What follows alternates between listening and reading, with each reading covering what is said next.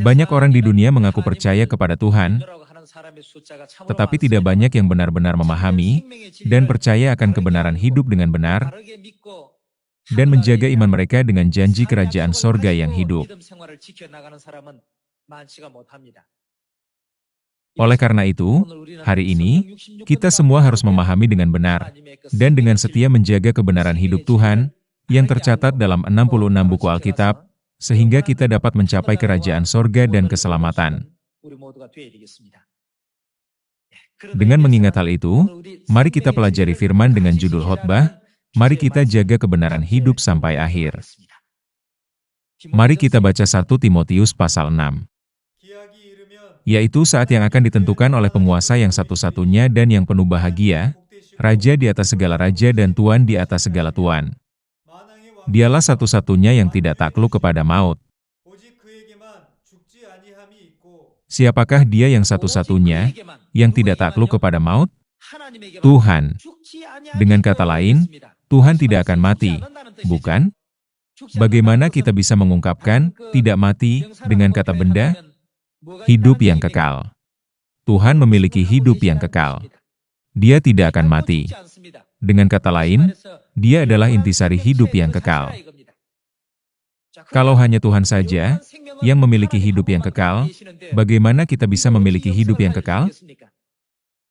Jika Anda mengaku, saya percaya kepada Tuhan, namun menghadiri gereja tanpa jaminan dan janji hidup yang kekal, jalan itu pasti akan mengarah pada kehancuran, bukan kehidupan. Sekarang, mari kita telusuri kebenaran dalam kitab Yohanes pasal 6, untuk menemukan bagaimana Tuhan membagikan apa yang hanya Dia miliki, kepada umat manusia. Mari baca Yohanes pasal 6 ayat 53. Maka kata Yesus kepada mereka, "Aku berkata kepadamu, sesungguhnya jikalau kamu tidak makan daging anak manusia dan minum darahnya, kamu tidak mempunyai hidup di dalam dirimu. Barang siapa makan dagingku dan minum darahku, ia mempunyai hidup yang kekal dan aku akan membangkitkan dia pada akhir zaman. Sebab dagingku adalah benar-benar makanan dan darahku adalah benar-benar minuman. Barang siapa makan dagingku dan minum darahku, ia tinggal di dalam aku dan aku di dalam dia. Sama seperti Bapa yang hidup mengutus aku dan aku hidup oleh Bapa, demikian juga barang siapa yang memakan aku, akan hidup oleh aku. Inilah roti yang telah turun dari sorga, bukan roti seperti yang dimakan nenek moyangmu dan mereka telah mati. Barang siapa makan roti ini, ia akan hidup selama-lamanya." Mengetahui kebenaran memakan daging Yesus dan meminum darahnya, dan memahami cara ini saja, berhubungan langsung dengan kehidupan.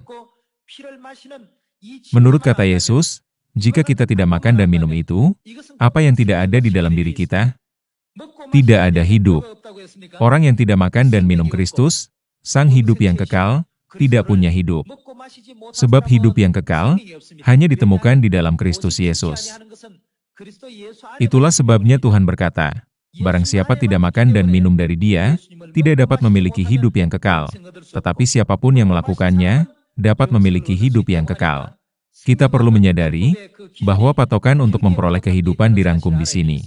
Mari kita baca Matius pasal 26, untuk melihat apa yang Yesus tinggalkan kepada kita, sebagai kebenaran hidup kekal sebelum Dia naik. Pada hari pertama dari Hari Raya Roti Tidak Beragi, datanglah murid-murid Yesus kepadanya dan berkata, "Di mana engkau kehendaki kami mempersiapkan perjamuan Paskah bagimu?" Dan ketika mereka sedang makan, Yesus mengambil roti, mengucap berkat, memecah-mecahkannya lalu memberikannya kepada murid-muridnya dan berkata, "Ambillah, makanlah, inilah tubuhku." Sesudah itu Ia mengambil cawan, mengucap syukur lalu memberikannya kepada mereka dan berkata, "Minumlah, kamu semua, dari cawan ini. Sebab inilah darahku, darah perjanjian, yang ditumpahkan bagi banyak orang untuk pengampunan dosa."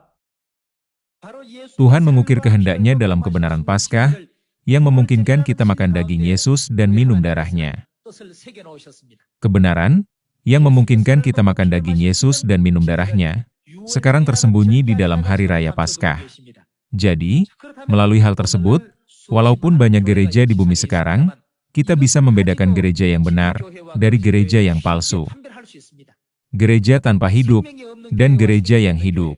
Gereja yang hanya mementingkan tampilan luar dan gereja yang benar-benar mewujudkan esensi iman di dalamnya. Kita harus bisa membedakan mereka.